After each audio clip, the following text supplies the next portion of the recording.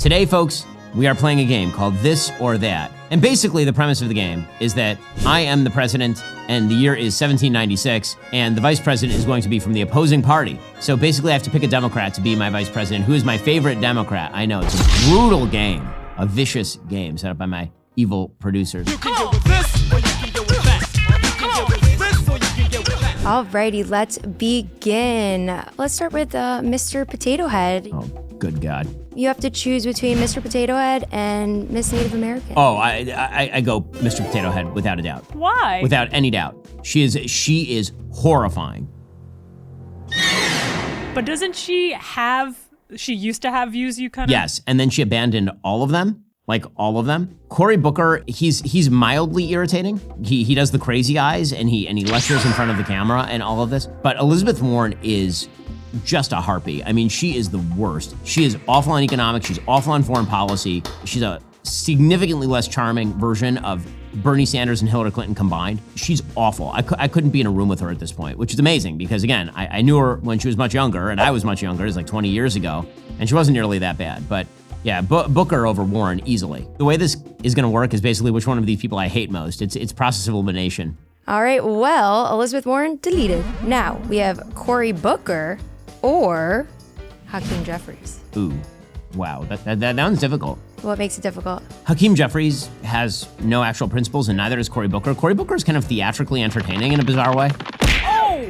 Cory Booker would probably, in some ways, be like a better hang. What would you guys do together? I mean, my understanding is that Cory Booker likes sports. Yeah. Hakeem Jeffries just feels dull as ditchwater to me. Good evening, Democrats. Talks less, maybe you'll enjoy that. Yeah, and that's why it's so hard. Like, my kind of mid-level dislike for both of them is roughly equivalent, and then it just depends on what kind of mood I'm in as far as who you'd want as your VP. I'll take Jeffries. Jeffries is at least competent. Okay. Because if in your VP, you want somebody who's at least mildly kind of systemically competent, and Booker was not a particularly good mayor of Newark before he became a senator from New Jersey. So I'll take Jeffries. Booker, goodbye. I'm definitely hurting a little bit, but I'm feeling strong in spirit. All right, now Hakeem Jeffries or Bernie. Oh, Jeffries. I would catapult Bernie into the sea. Whoa! There it goes. Yes! Whoa. Where's it gone? Anyone see it? There. Insufferable, a terrible human being on every possible level, a leech, a pustule on the ass of humanity. There's no Democrat you could put up next to Bernie Sanders, except for perhaps Ilhan Omar or Rashida Tlaib, where I would pick Bernie over that person. He is like bottom rung Democrat suckage. Okay, so Hakeem Jeffries sticking around. Yeah.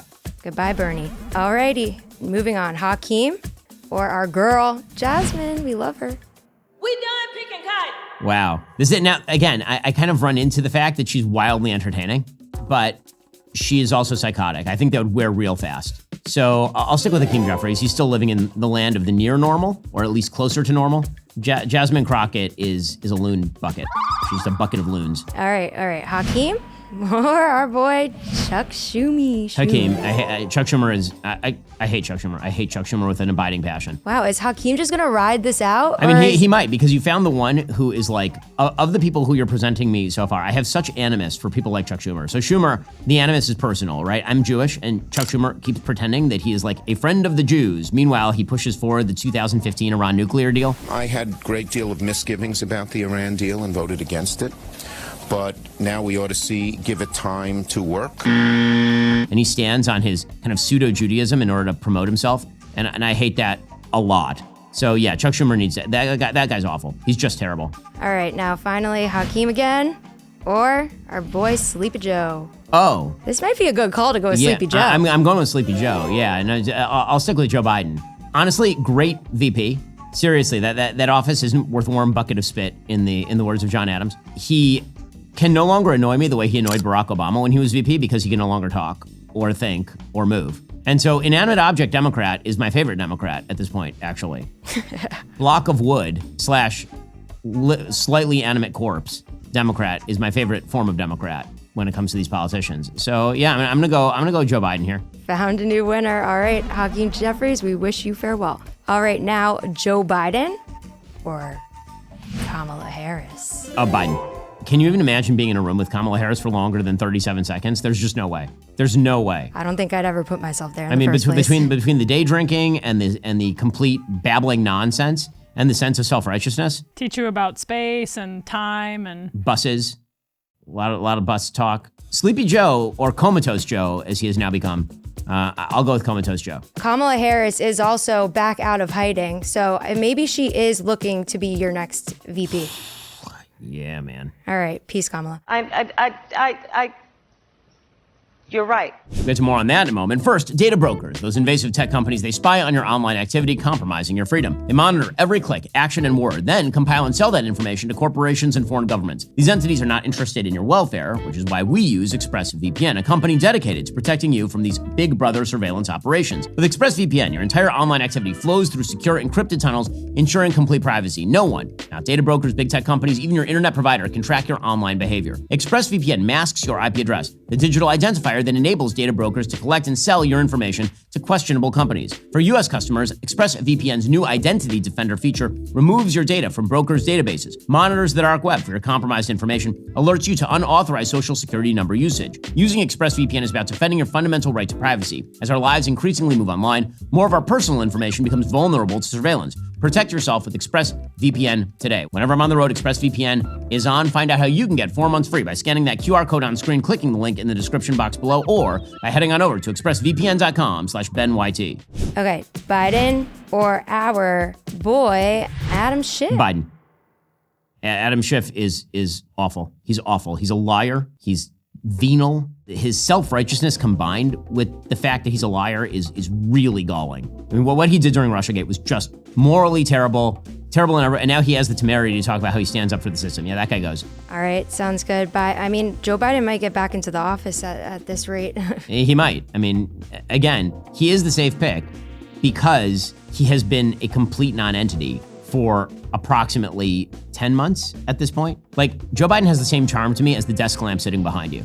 So you're gonna have to, so basically what you're now offering me is a choice between desk lamp and generic Democrat who you put up in front, and I will choose desk lamp almost every time. Well, I'm gonna make an executive decision. Now that Biden is desk lamp, he's no longer allowed to run. Oh no. Plot twist. this was getting too easy. So goodbye, Joe Biden. Oh man. See you later.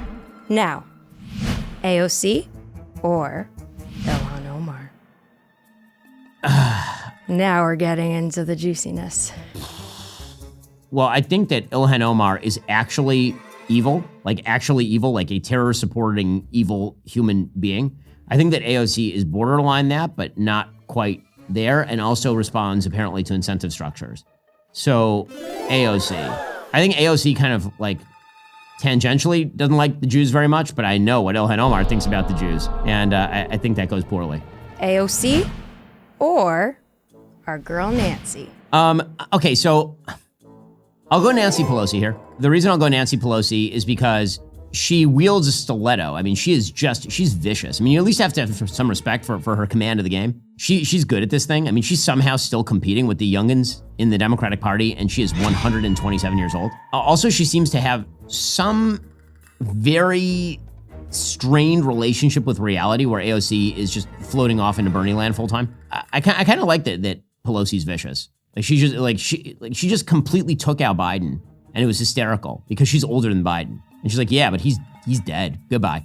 I'll take Pelosi. Honestly, that's a shock to me, but I'm with it. All right, Pelosi. Even with the lip. Yeah, that's what I was going to say. That Wow, drives you me can do it. insane. Yeah, but I guess the question is, in this whole game, is there a way to weaponize them on my own behalf? If they're my VP, is there any way I can weaponize it? And she's competent. She's vicious. So on the one hand, I guess maybe you should fear her more, but also she's like 87 or something. I don't even know how old she is. All right, Pelosi or Alyssa Slotkin, newly putting her face out. I like Slotkin.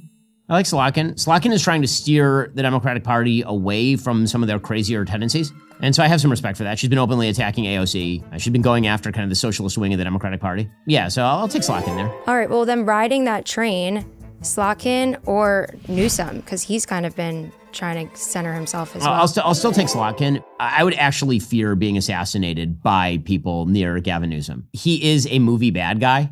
And I greatly fear that if you made him vice president, that you would end up with what people think LBJ did to JFK, but actually for real. Slotkin or Mr. Pete Booty. You're not allowed to call him that, Jess. Stop that. What's the booty train? I'm crying. Slotkin, he's insufferable. He's absolutely insufferable. My least favorite thing about him is when he was doing that Pastor Pete routine. You remember that? Where he would go out there and he would cite the Bible as to why gay marriage is great. Oh, yep. Like that annoyed the living hell out of me. And he is generally an annoying human being. So I'll maintain Slotkin here. All right, he could choo-choo his way on out. Lastly, we're just gonna finish up here. Slotkin or our guy, Al Green. Oh, that's fun. That's fun. You experienced him firsthand. I did. I saw this in person. I will say that I do like this picture of Al Green where it looks like he's singing. So it reminds you of the actual singer Al Green. Right? He looks like he's about to croon to you. He's really getting his groove on here.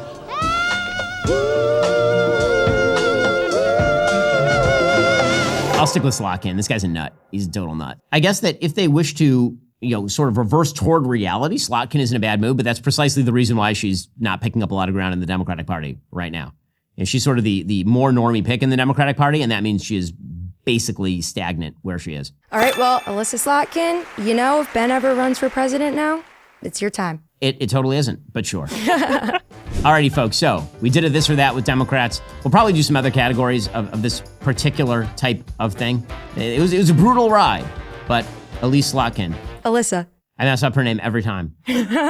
But Alyssa Slotkin, who I call Elise because of Elise Stefanik, I think, she emerges the victor. I'm so in love with you. Whatever you want to do is all